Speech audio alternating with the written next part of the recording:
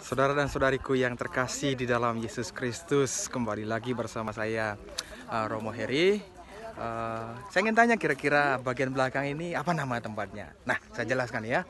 Ini namanya Danau Tiberias.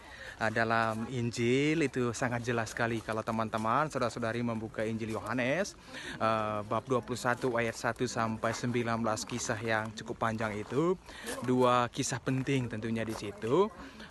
Yang paling utama itu adalah Yesus menampakkan diri ketiga kali kepada para muridnya setelah ia bangkit. Dan awal dari kisah itu adalah ya para murid mereka kembali lagi ke Galilea dengan situasi kesedihan karena ya Tuhan yang mereka cintai dihukum, uh, disalibkan, dan kemudian dia mati, dan kesedihan itu menghantar mereka untuk kembali lagi pada masa awal-awal Yesus memanggil mereka.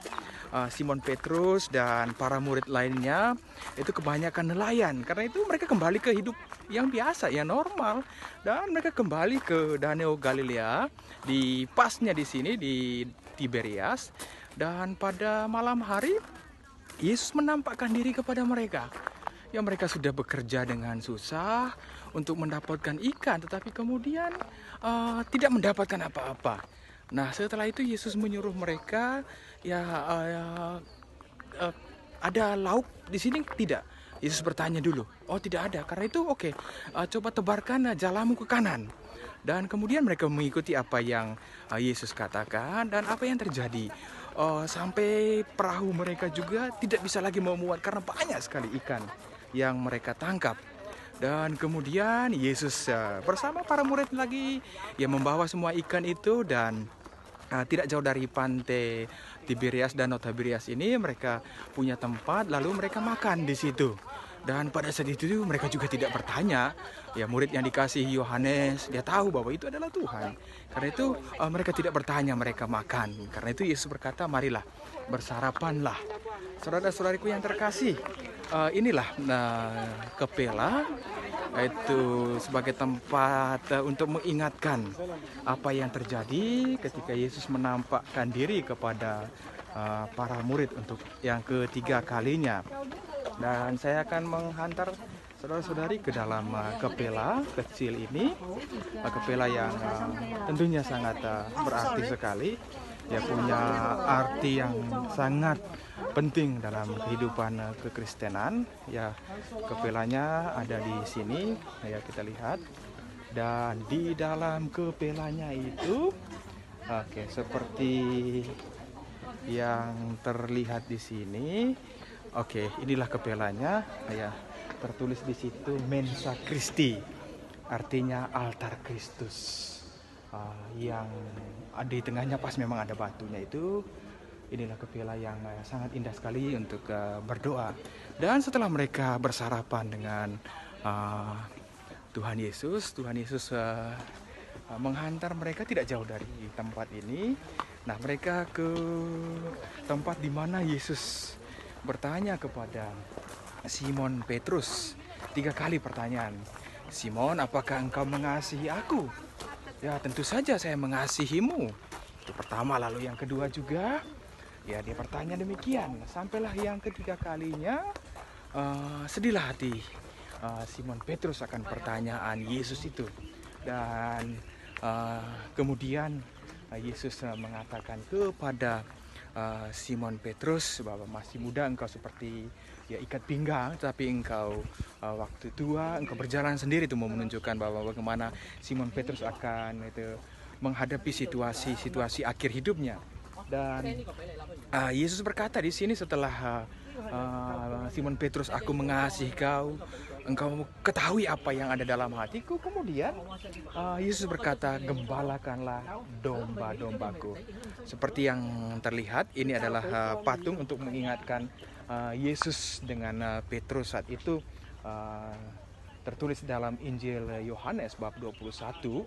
Semua ceritanya ada dalam Injil, dan untuk mengingatkan apa yang terjadi 2000 tahun yang lalu dengan situasi kita saat ini, para peziarah, ini sebagai momentum, sebagai tempat untuk mengingat kembali.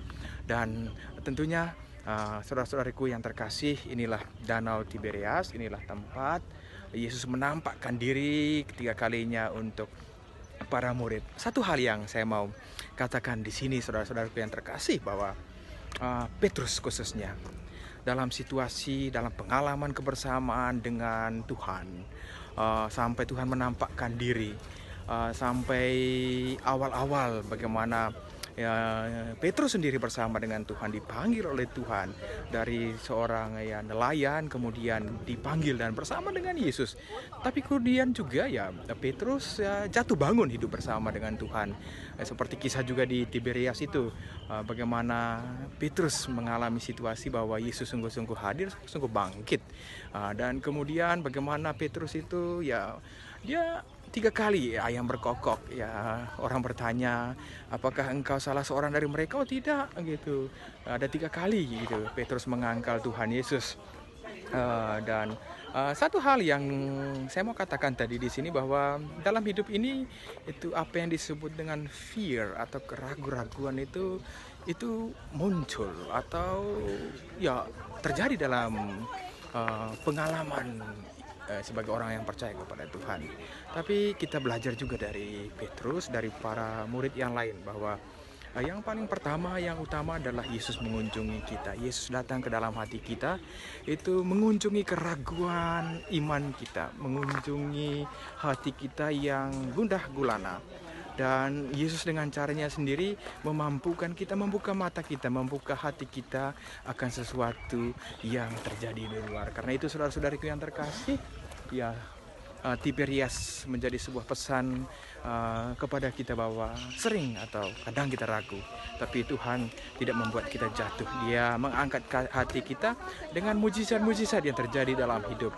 Bagaimana Yesus itu membantu para murid untuk mengingatkan roti, mengingatkan ikan, mengingatkan pengalaman-pengalaman keseharian. Dan Tuhan hadir itu dalam pengalaman-pengalaman keseharian kita. Yang menjadi pertanyaannya, apakah saya dengan saudara itu sungguh-sungguh menyadari kehadiran Tuhan dalam hidup kita sehari-hari? Mari kita renungkan, ya semoga Tuhan memberkati saudara.